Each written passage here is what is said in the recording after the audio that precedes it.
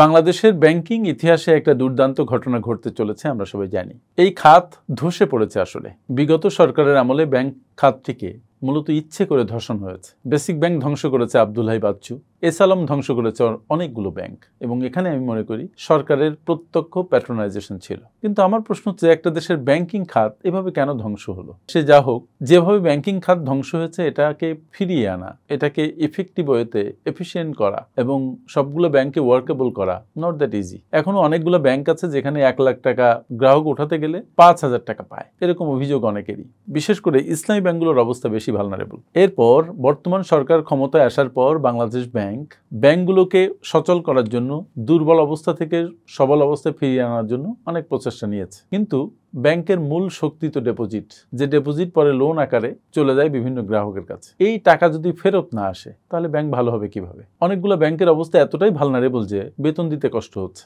Bangladesh bank টাকা ছাপিয়েছে মাঝে, আমরা জানি, এই দুর্বল ব্যাংকগুলোকে হেল্প করার জন্য। তারপরও বিশেষ কোনো কাজ হয়নি। এই পর্যায়ে এসে বাংলাদেশ ব্যাংক একটা উদ্যোগ নিয়েছে, 5টা ইসলামী ব্যাংকে একসাথে করে তারা একটা নতুন ধরনের ইসলামী ব্যাংক গঠন করতে চায়, সরকারের প্রণোদনায়, সরকারের ইচ্ছায়, সরকারের তত্ত্বাবধানে। 5টা ইসলামী ব্যাংক কি কি? ফার্স্ট সিকিউরিটি ইসলামী ব্যাংক, ইউনিয়ন ব্যাংক, আল আরাফা ইসলামী ব্যাংক, এক্সিম ব্যাংক, আর একটা হচ্ছে গ্লোবাল ইসলামী ব্যাংক। এই গভর্নমেন্টের প্ল্যানটা হচ্ছে এই 5টা ব্যাংকে একসাথে করে ইউনাইটেড ইসলামী ব্যাংক নামে একটা ব্যাংক করা, এটাই প্রপোজাল। এবং এইভাবে এই দুর্বল ব্যাংকগুলোকে সবল একটা ব্যাংকে রূপান্তর করা। বাট এই যে বড় ধরনের মার্জার, এটা কিন্তু বাংলাদেশের ইতিহাসে বিরল এবং একটা নতুন অভিজ্ঞতা। ছোট ছোট কোম্পানির মার্জার হয়েছে, অ্যাকুইজিশন হয়েছে, কিন্তু ব্যাংকিং খাতে এত বড় ঘটনা এর আগে আর ঘটেনি। সরকার ডিসিশন নিয়েছে যে প্রাথমিকভাবে এই ব্যাংকগুলোকে একসাথে করে 20,200 কোটি টাকা একটা মূলধন ইনজেক্ট করবে এবং পরে তা বাড়িয়ে 35,200 কোটি টাকা করা হবে। এটা যদি করা হয় তাহলে নতুন যে ব্যাংকটা হবে সেটা হবে দেশের সবচাইতে বড় ব্যাংক। এখন গভর্নমেন্টের ডিসিশন নিয়েছে। Is it so easy? No. এনাদের সময়কাল কতদিন? মাত্র কয়েকদিন। নির্বাচন হলে সামনের ফেব্রুয়ারি পর্যন্ত। এখন গভর্নমেন্ট মনে করছে যে অল্প কিছুদিনের মধ্যে এই বৃহৎ মার্জারের কাজটা করে ফেলবে। কিন্তু মার্জার কি এত সহজে হয়? বিশ্বের অন্যান্য দেশের ইতিহাস কি বলে? এটা কি 1.5, 2, 3 মাসের কোনো ঘটনা? ভারতে 2017 সাল থেকে 2019 সাল এই সময়টাতে 10টা রাষ্ট্রীয় মালিকানাধীন ব্যাংকে 4টি ব্যাংকে রূপান্তরিত করা হয় এবং এই পুরা প্রক্রিয়া শেষ করতে সময় লেগেছে 2 বছর। ইউরোপে, বিশেষ করে স্পেনে, ইটালিতেও এরকম মার্জারের কাজ হয়েছে, সেখানেও সময় লেগেছে 2 বা 3 বছর। কারণ এখানে অনেক ডিউ ডিলিজেন্সের ব্যাপার আছে, অনেক ছোট ছোট ঝামেলা মেটানোর ব্যাপার আছে। এক্সপার্টিজ যেমন লাগে তেমন সদিচ্ছা লাগে, সব মানুষের অংশগ্রহণ লাগে।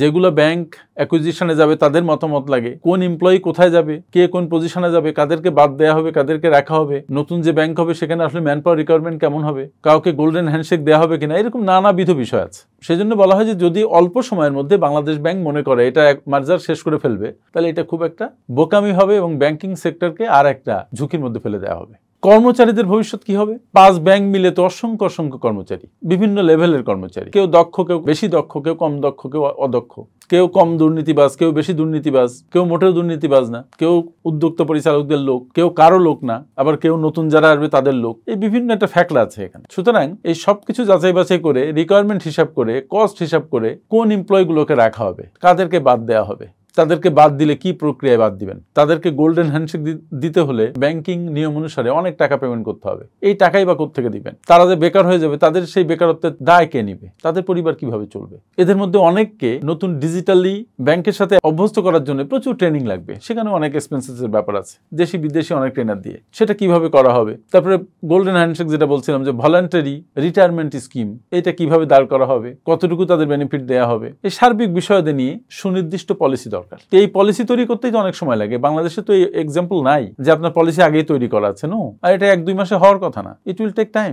ভারত, আমি যে সময়টা বললাম, যখন একীভূতকরণ করছিল তখন তারা প্রায় 30,000 কর্মীকে ভিআরএস, ভলান্টারি রিটায়ারমেন্ট স্কিম, এর আওতায় নিয়ে এসেছিল এবং তাদের মধ্যে অসংখ্য মানুষ তারা এই সুযোগ নিয়েছিল। কিন্তু বাংলাদেশের অবস্থা তো তেমন নয়। এখানে এটা নিয়ে আন্দোলন হবে, বিভিন্ন রাজনৈতিক প্রেশার আছে, ইসলামী ব্যাংক, এখানে ইসলামী দলগুলোর অনেক লোকজন আছে, তারা একটা প্রেশার তৈরি করবে, বিভিন্ন জানা অজানা সোর্স থেকে প্রেশার আসবে, গভর্নমেন্টকে সেগুলো হ্যান্ডেল করতে হবে, বাংলাদেশ ব্যাংকে সেগুলো হ্যান্ডেল করতে হবে। সেটা কিভাবে করতে হবে সেটাও নিয়ে তাদের কাজ করতে হবে। এবার প্রশ্ন হচ্ছে যে দুর্নীতিবাজ যে পরিচালক, দুর্নীতিবাজ যে এমপ্লয়ি, দুর্নীতিবাজ যে ক্লায়েন্টগুলো আছে তাদের উপায় কি হবে? এক একটা লোন যেগুলো লুটপাট হয়েছে তার সাথে ডিসবার্সমেন্ট প্রসেসে, স্যাংশনিং প্রসেসে অনেক মানুষ জড়িত, ব্যাংকের লোয়ার লেভেল থেকে আপার লেভেল। এদেরকে কি করবেন, কিভাবে স্ক্রিনিং করবেন? এখানে বোর্ড জড়িত আছে, বাংলাদেশ ব্যাংকের কোনো এমপ্লয়ি জড়িত আছে, তাদের ক্ষেত্রে কি করবেন? তাদের সুষ্ঠু তদন্ত দরকার, তারপরে তাদের যার যা পানিশমেন্ট সেটা এনশিওর করা দরকার। এটাও কিন্তু বড় একটা ঝুঁকি। সেখানে কিন্তু আরো বড় রাজনৈতিক প্রেশার আসবে, বিভিন্ন জায়গা থেকে বিভিন্ন ধরনের চাপ আসবে, দেশ বিদেশ থেকে। How do tackle that? সেই ব্যাপারে একটা সুনির্দিষ্ট নীতিমালা লাগবে। কারণ এইসব দুর্নীতিবাজ লোকদের দায় যদি নির্ধারণ করা না যায় তাহলে দুর্নীতির একটা বৈধতা দেয়া হয়ে যাবে। আইসল্যান্ডে 2008 সালে যারা ব্যাংকিং ক্রাইসিসের জন্য দায়ী ছিল তাদের অনেককেই কিন্তু বিচারের আওতায় আনা হয়েছিল এবং অনেককে শাস্তি দেওয়া হয়েছিল। বাংলাদেশে কি সেটা পারবেন পুরোটা? আর ওদিকে গ্রিসে 2011 সালে ব্যাংক একীভূত করা হয়েছিল ঠিকই, কিন্তু দুর্নীতিবাজ যারা ছিল তাদের কোনো বিচার করা হয়নি। ফলে এর পরবর্তীতে কয়েক বছরের মধ্যেই আবার ব্যাংকটা সংকটের মধ্যে পড়ে যায়। এটা ভাবা দরকার বাংলাদেশের ব্যাংকগুলোকে এই মার্জারের মধ্যে নিয়ে আসার প্রসেসের ক্ষেত্রে। হয়তো সেজন্য বাংলাদেশ ব্যাংক দুর্নীতির একটা টাস্ক ফোর্স গঠন করবে, দুর্নীতি দমন কমিশন আছে। এরা আবার কি করে, এদের দুর্নীতি আবার কে দেখবে? এইসব মিলিয়ে একটা জগাখিচুড়ি অবস্থা আমাদের এখানে আছে। We need to note that. তার চাইতে বড় প্রশ্ন হচ্ছে আমানতকারীদের কি হবে? এই যে 5টা ব্যাংক, এই 5টা ব্যাংকে তো অসংখ্য আমানতকারী যারা দিনের পর দিন সাফার করছে, বছরের পর বছর সাফার করছে। আমাদের কাছে এক্সাম্পল আছে কিন্তু আইসিবি ইসলামী ব্যাংকের, যেখানকার টাকা এখন অনেকে পায়নি। সবচেয়ে বড় চ্যালেঞ্জ হচ্ছে এই আমানতকারীদের টাকার নিরাপত্তা। এরা যদি টাকা না পায় মার্জারের পরে, তাহলে এরা সবাই রাস্তায় নেমে আসবে, আবার আন্দোলন, তার সাথে যোগ দিবে আরো অনেক মানুষ। তখন ব্যাংকের উপরে যে ট্রাস্ট, অন্যান্য ব্যাংকগুলোর যে ট্রাস্ট, এটাও মাটিতে নেমে আসবে। So it's a very delicate issue to address. Deposit scheme আছে একটা, ডেপোজিট ইন্স্যুরেন্স স্কিম, এটা মাত্র 1 লাখ টাকা এখন। এটাকে যদি বাড়িয়ে 10 লাখ টাকা করা যায় তাহলে ডেপোজিটারদের মধ্যে একটা স্বস্তি আসবে। আর ব্যাংক মার্জার করে তৎক্ষণাৎ লিকুইডিটি সাপোর্ট এমনভাবে রাখতে হবে যেন গ্রাহকরা অন্তত টাকা উঠাতে গেলে বঞ্চিত না হয়, টাকা না পেয়ে চলে আসতে না হয়। ভারতে একটা উদাহরণ আছে, ইয়েস ব্যাংক। এটা 2020 সালে যখন ধসের মধ্যে পড়ে তখন কিন্তু সরকার তাদেরকে লিকুইডিটি সাপোর্ট দিয়েছিল, পরে গ্রাহকরা বঞ্চিত হয় নাই, নচেত সেখানেও আন্দোলন দানা বেঁধে উঠত। এবং বাংলাদেশে একই ধরনের ব্যবস্থা নিতে হবে। ভালো গ্রাহকদের কি হবে, এটাও একটা প্রশ্ন।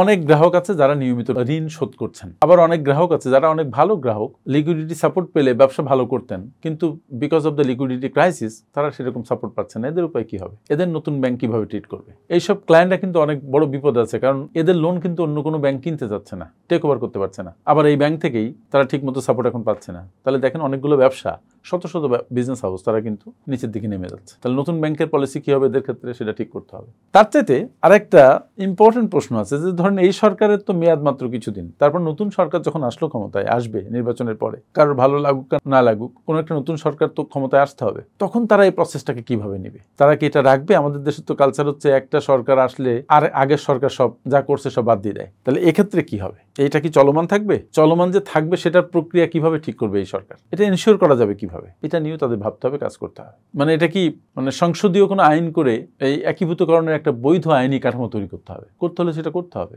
আর সরকারের যে বিনিয়োগ সেটা যদি রিকাভারেবল লোন আকারে থাকে তাহলে পরবর্তী সরকার এসে চাইলেই এটা বিভিন্ন প্রেসারে হলে বন্ধ করে দিতে পারবে না। তবে সবচেয়ে মজার ব্যাপার হচ্ছে এখানে একটা সংসদীয় আইন হওয়া দরকার। তখন সংসদ তো নেই, যা হোক এটা চক আউট করতে হবে। ভারতে কিন্তু এটা হয়েছিল, সংসদীয় আইন দ্বারা এই একীভূতকরণকে বৈধ করা হয়েছিল, ফলে পরবর্তীতে কোনো সমস্যা হয়নি। আচ্ছা, নতুন যে ব্যাংক হবে সেখানে বোর্ডের পরিচালক কারা হবেন? আগের ব্যাংকে যারা বঞ্চিত পরিচালক ছিল তারা কি এখানে আসবে, নাকি আগের যারা পরিচালক ছিল, স্পন্সর ছিল, তারা সবাই বাদ যাবে এবং এখানে একটা নতুন পরিচালনা বোর্ড হবে? এখানে কি সচিবরা বোর্ডে থাকবেন? কারা থাকবেন মূলত? নাকি স্বতন্ত্র পরিচালক থাকবেন? দেখুন, যদি স্বতন্ত্র পরিচালক কোনো ব্যাংক চালায়, এই ব্যাংকের কোনো উন্নতি হবে না, জীবনে সম্ভব না। দক্ষতা এক জিনিস, আর পুরা অন্তর ঢেলে দিয়ে দায়বদ্ধতা নিয়ে কাজ করা আর এক জিনিস। স্বতন্ত্র পরিচালকেরা কখনো ব্যাংক ভালোভাবে চালাতে পারবে না, কারণ তাদের ওই ব্যাংকের প্রতি কোনো মায়া থাকবে না। তারা ওখানে ওই একটা মিটিং করতে আসবে, কিছু টাকা পাবে, সেটাই তাদের জন্য যথেষ্ট। অথবা তারা ওই ব্যাংকে এসে অন্য কাজ করবে, অন্য ইনফ্লুয়েন্স কাজে লাগাবে। বাঙালি সো বোর্ড কাদের দিয়ে সাজাবেন, that is a very vital প্রশ্ন। বোর্ডের যারা পরিচালক থাকবেন তাদেরকে দায় দায়িত্বের মধ্যে, জবাবদিহিতার মধ্যে কিভাবে আনা যাবে সেটা একটা খুব বড় প্রশ্ন। এদিকটাও টেক কেয়ার করতে হবে। আর যারা ঋণ নিয়েছে ফেরত দিচ্ছে না তাদের ক্ষেত্রে কি হবে? নিঃসন্দেহে তাদের ক্ষেত্রে মামলা হবে। বাংলাদেশে এখন মোট ডিফল্ট লোন, যা লোন দেওয়া হয়েছে তার 24-25%, আর হিসাব করলে আমার মনে হয় এটা 50%-এর কাছাকাছি যাবে। আর এই যেগুলো ব্যাংকের কথা বলছি, যে 5টা ব্যাংক, এদের অবস্থা তো খুবই খারাপ, শ্বাস নেওয়ার মতো অবস্থা নেই। তাহলে যে টাকাগুলো যারা দিচ্ছেন এদের ক্ষেত্রে কি ব্যবস্থা নেওয়া হবে সেটা খুব স্ট্রিক্ট হতে হবে। এদের কি নাগরিকত্ব ক্যান্সেল করা হবে, নাকি এদের এমন মামলা হবে যে মামলায় তারা ওখান থেকে বের হয়ে আসতে পারবে না টাকা না দিলে? কারণ তারা টাকা লুট করেছে, তাদের টাকা ফেরত দেওয়া উচিত। এদের ব্যাপারে কি করবে আসলে সরকার? কারণ যে টাকাগুলো লুট হয়েছে, যেটা আদায় হবে না, সেটা কি বছরের পর বছর আপনি ব্যালেন্স শিটে ক্যারি করবেন? তাহলে তো এই ব্যাংক জীবনে শক্ত হয়ে দাঁড়াতে পারবে না। এদের ইন্টারেস্ট প্রমাপ করে দিবেন নাকি প্রিন্সিপাল সহ মাফ করে দিবেন? করবেনটা কি? যদি সব মাফ করে দেন তাহলে ব্যাংকগুলো তো পুরো উইকেন্ড হয়ে যাবে। সো এখানে খুব একটা মুনশিয়ানার ব্যাপার আছে। আর তার চেয়ে আরেকটা বড় কথা হচ্ছে যে 3টি ব্যাংক রাজি হয়েছে। এক্সিম ব্যাংক আর সোশ্যাল ইসলামী ব্যাংক তারা রাজি হয়নি এখনো। এটা নিয়ে পত্রিকায় রিপোর্ট হচ্ছে, তারা সংবাদ সম্মেলন করছে। আমার মনে হয় বাংলাদেশ ব্যাংকের উচিত তাদের প্রপোজাল পেশ করার সুযোগ করে দেয়া। যদি তারা মনে করে যে 5-6 মাসের মধ্যে ঘুরে দাঁড়াতে পারবে, সেরকম প্রপোজাল দিতে পারে এবং বিগত দিনগুলোতে তাদের রিকভারি রেট যদি ভালো হয়, ডিপোজিট কালেকশন যদি চলতে থাকে, তাহলে একটা সুযোগ দিতে ক্ষতি নেই। কারণ এই যে ইউনাইটেড ইসলামী ব্যাংক হবে, এটাও তো একসময় প্রাইভেট খাতে ছেড়ে দেওয়া হবে। আর যদি মার্জারটা স্মুথ না হয়, তাহলে তো আর একটা বড় একটা ঝামেলা, মানে হোল তৈরি হবে বাংলাদেশের ব্যাংকিং খাতে। আমরা যেন সেরকম একটা হোল না দেখি। যাও, এখন কি করা উচিত যদি আপনি এই মার্জারটা বজায় রাখেন, আমি সেই সম্পর্কে কয়েকটা পয়েন্ট বলি। যেমন হচ্ছে, প্রথম কথা হচ্ছে সম্পূর্ণ স্বচ্ছতা মেনটেন করে কাজটা করতে হবে, যেটা আমাদের দেশে প্রায় অসম্ভব। দুর্নীতি তদন্তে আলাদা টাস্ক ফোর্স গঠন করতে হবে এবং তার মেম্বাররা এমন হবে যারা এই সমাজে দক্ষ এবং সৎ হিসাবে পরিচিত। তারপরে কর্মচারীদের নতুন করে শিক্ষা কার্যক্রম তাদেরকে উপযুক্ত করে গড়ে তোলা এবং তাদের ভিআরএস, যেটা ভলেন্টারি রিটায়ারমেন্ট স্কিম, সেটা চালু করা এবং অ্যাক্টিভ করা। ডিফল্ট লোন যেটা আছে সেটা আদায় করার জন্য আপ্রাণ চেষ্টা করা। দরকার হলে শুধুমাত্র লুটের লোন আদায় করার জন্য আলাদা ব্যাংক আইনে আলাদা সংশোধনী হতে পারে, সরকার চাইলে সেটাও হতে পারে। ডিপোজিটরদের সুরক্ষা দিতে হবে 100%, এটা এনশিওর করতেই হবে, নচেত এই মার্জার প্রক্রিয়া মুখ থুবড়ে পড়বে। বোর্ড নিয়োগে মারাত্মক দক্ষতা পরিচয় দিতে হবে এবং শুধু নিরপেক্ষ পরিচালক বা স্বতন্ত্র পরিচালক দিয়ে বোর্ড পরিচালনা করা একটা মারাত্মক ভুল হবে। যার নিজের কোনো ক্ষতির প্রশ্ন সেখানে নেই, শুধু লাভের প্রশ্ন আছে, সে কখনো কোনো প্রতিষ্ঠান ভালোভাবে চালাবে না। বাঙালিদের রক্ত ওইরকম না আসলে। আর আইনি কাঠামোকে মজবুত করতে হবে, ওয়ার্কেবল করতে হবে। এবং এই সার্বিক যে বিষয় নিয়ে আলোচনা হলো, সেটা হচ্ছে বাংলাদেশ ব্যাংকে এই সুনির্দিষ্ট প্ল্যান পরিকল্পনা দেশবাসীর সামনে উন্মুক্ত করতে হবে। জনগণের মত লাগবে এখানে, কারণ একটা মার্জার ফেল করলে পুরো ব্যাংকিং সেক্টর আরেকবার মারাত্মকভাবে ফেল করবে। সুতরাং এই একীভূতকরণ বুঝে শুনে তারপরে করতে হবে। সবার আগে মনে রাখতে হবে, ব্যাংকে যে বিশ্বাস করে টাকা দিচ্ছে তার ডিপোজিট যেন সুরক্ষিত থাকে। থ্যাংক ইউ ভেরি মাচ আমার সাথে এতক্ষণ থাকার জন্য।